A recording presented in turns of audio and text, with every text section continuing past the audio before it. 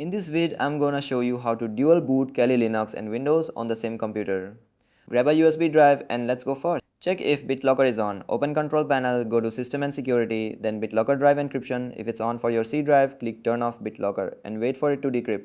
Now create space for Kali. Right-click the Start menu and open Disk Management. Find your C drive, right-click it and choose Shrink Volume. Enter how much space you want, at least 50 to 100 gigabytes. You'll see unallocated space appear. Don't format it, just leave it alone. Next, make a bootable USB. Go to Kali.org, click Downloads, choose Installer Images and download the 64-bit ISO. Then go to UFS and download the latest UFS before creating the USB. Temporarily disable Windows Defender. Open Windows Security, go to Virus and Threat Protection, then Manage Settings.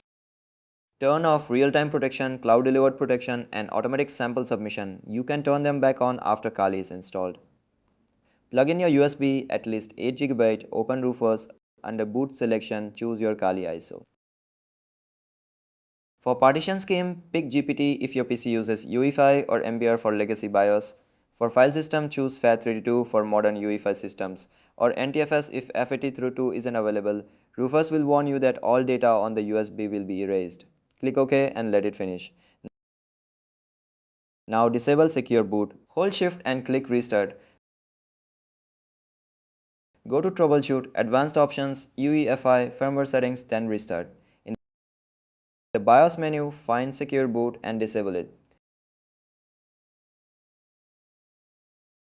Then set your USB drive as the first boot device, save and exit. Your PC will boot from the USB. Select graphical install and press enter. Choose your language, country and keyboard layout. Connect to Wi-Fi if needed and enter your password. Set a host name like Kali PC, leave domain name blank, then create a username and password. For partitioning, choose guided, use the largest continuous free space, then pick all files in one partition, confirm and write changes to disk. Now pick your desktop environment. XFCE is lightweight and stable, safest choice for most computers. GNOME looks modern but needs more power. KDE Plasma is smooth and customizable. If you're unsure, go with XFCE. If you see package errors, uncheck the top tools option. You can install them later. The installation will take about 20 to 30 minutes. The installer will automatically detect Windows and set up the grub boot menu so you can choose your OS at startup. Once done, remove the USB and reboot. You'll see the grub menu. Pick Kali or Windows, log in with the username and password you created.